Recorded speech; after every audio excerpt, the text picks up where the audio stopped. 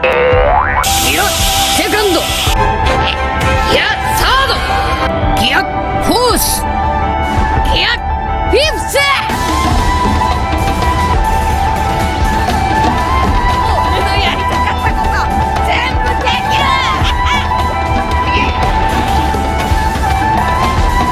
これが俺の最高地点だ。Laissez-moi vous dire une chose que nombreux d'entre vous ont certainement déjà oublié jusqu'à présent. Alors je cite, pour l'instant la marine ne mesure pas encore le danger que je représente, mais tu peux être sûr que Sanji la jambe noire sera très bientôt votre pire cauchemar. Et oui, cette phrase est celle du deuxième commandant de l'empereur Monkey D. Luffy. Cependant, elle a été dite bien avant un quelconque couronnement de Luffy. Il s'est exprimé de la sorte il y a plus de 2 ans pendant l'arc sur leur barque. Ainsi, retournons un peu dans le passé pour comprendre réellement le sens de cette phrase. Bonjour les Nakama, ici Egon et j'espère vous trouver en bonne santé. Et c'est parti pour une vidéo consacrée sur Sanji, la jambe noire de l'équipage au chapeau de paille et de ses prochaines interventions sur l'île Egghead. De par sa puissance accumulée tout au long de ses aventures jusqu'aux indices laissés par l'auteur nous permettant d'évaluer l'importance qu'il aura sur cet incident à venir qui d'après l'auteur secouera le monde d'une manière inouïe. Mais avant de passer au vif du sujet, sachez que beaucoup qui regardent les vidéos ne s'abonnent pas, alors qu'ils y restent souvent jusqu'à la fin. Dans ce cas, si vous aimez le contenu qu'offre la chaîne, n'hésitez pas à vous abonner car déjà cela est totalement gratuit mais servira aussi à m'encourager. Alors abonnez-vous et explosez les likes pour qu'on atteigne rapidement les 1000 abonnés sur la chaîne parce qu'il est grand temps de franchir ce cap. 4 mois d'absence pour les Mugiwara. 4 mois se sont écoulés sans une seule apparition des Mugi. Je ne pense pas qu'on a déjà eu un truc pareil. Cependant, avec le dernier chapitre sorti du 1088, il est vraisemblablement temps de retourner à Egghead avec une guerre totale sur le point de débuter, avec la marine et son effectif qui débarquent contre l'île d'Egghead qui peut se défendre avec aussi l'imprévu que sont les Mugi.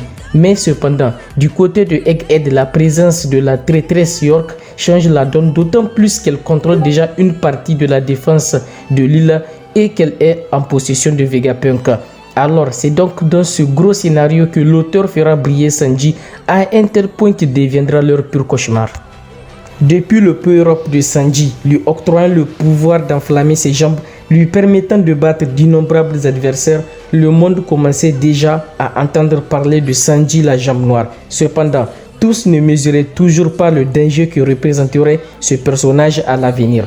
Et même après son évolution jusqu'au rang du 3e individu le plus puissant d'un équipage Yonko, tous ne le connaissent pas encore. Car si après la guerre d'Onigashima, Sanji est désormais plus que connu et redouté par les pirates, il est temps pour lui de devenir le pire cauchemar de la marine. Et cela nous a été teasé depuis le chapitre 485 par Sanji en personne.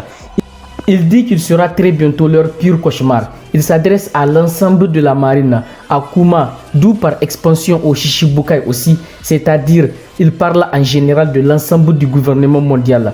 Tous sauront de quoi est ou sera capable Sanji. Ces mots ne sont pas à prendre à la légère car il a globalisé ses ennemis, sachant déjà qu'il a eu affaire directement au gouvernement via le CP9, plusieurs fois à la marine et via Kuzan aussi, et au Shichibukai via Bartholomew Kuma. Et comme par hasard, sur Egghead, on a un rassemblement de ces 3 groupes dans un seul camp. Avec notamment le gouvernement, dont le CP0 et Sanji Garcia Saturne, le dieu guerrier de la science et de la défense du GM, la marine, dont Kizaru et sa flotte de plus de 100 navires de guerre armés de la marine, et les Séraphins, qui sont les remplaçants des Shichibukai du début.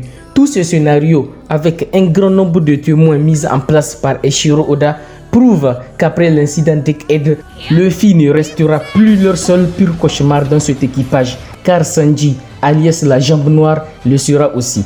Vous vous demandez peut-être est Roronoa Zoro dans tout ça? Et bien dans son cas, il pourrait aussi l'être, mais ce n'est pas très sûr, car ça devrait être sûrement l'une des rares occasions où Zoro ne fera pas de l'ombre à Sanji. Maintenant, on voit de loin le pro Sanji se vanter de ses prochains exploits très extraordinaires si tout s'est passé bien. Et donc voyons plus en détail l'évolution de Sanji depuis son face-à-face avec Kuma. Qu'est-ce qui a changé? Et pourquoi c'est enfin le bon moment pour qu'il devienne leur pur cauchemar aux yeux de tous.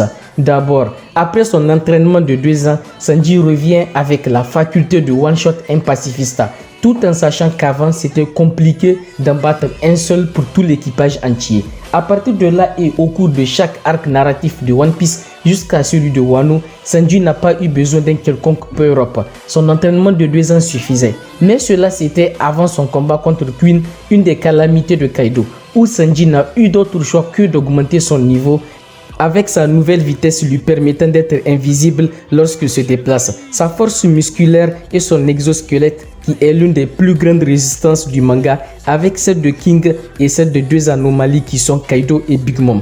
Mais son power-up ne s'arrête pas qu'à son évolution physique. Il lui fallait aussi une grande puissance offensive qu'il acquiert grâce à sa jambe Ifrit. Cette puissance de frappe était désormais nécessaire pour battre le 3e plus fort de l'équipage au Sambet. J'espère que vous constatez à quel point son évolution est fulgurante et raison pour laquelle il est dorénavant capable de tenir tête à un amiral de la marine. Mais cela n'est toujours pas suffisant car si la puissance est au rendez-vous, comme pour beaucoup d'autres personnages tels les Yonko et leurs seconds qui sont aussi capables de battre ou de tenir tête aux amiraux pour certains, il est désormais clair que tout se jouera sur ses actions pendant la guerre. Tenir tête jusqu'à mettre en difficulté un amiral, vaincre au passage plusieurs vice-amiraux et leurs soldats rapidement, sans oublier aussi vaincre un Séraphin sans trop de difficultés, une chose qui est peut-être déjà sur le point d'arriver. Tout nous fait croire que si Sanji veut toujours devenir le pire cauchemar de la marine, alors le moment est bien choisi et il devra dans ce cas se déchaîner et même pourquoi pas je théorise qu'il débloque son acquis des rois à un tel point que les marines feront des cauchemars en dormant parce que là ils auront mesuré le danger qu'il représente, faisant ainsi en sorte que Sanji la jambe noire devienne une légende pour les pirates, la population et même la marine. Mais bon voilà, concernant Zoro, je reste toujours sur ma position d'espérer plus le voir face à Kizaru, car le passif entre ces deux personnages est beaucoup trop inquiétant pour que Zoro laisse quelqu'un d'autre se charger de Kizaru à sa place. Si vous désirez voir ma théorie sur Im et les chevaliers divins, cliquez sur la vidéo qui s'affichera dans quelques secondes. J'espère qu'elle vous plaira. Si oui, n'hésitez pas à me le dire en commentaire. C'était juste une petite récapitulation des potentielles surprises qu'on puisse avoir dans le chapitre 1089 et pendant l'arc Egghead. J'espère que cette vidéo sur Sanji vous aura plu. Si oui, abonnez-vous et mettez le maximum de likes pour plus de contenu et pour ne surtout pas rater la review du chapitre 1089. Sur ce, je vous laisse et je vous dis à la prochaine.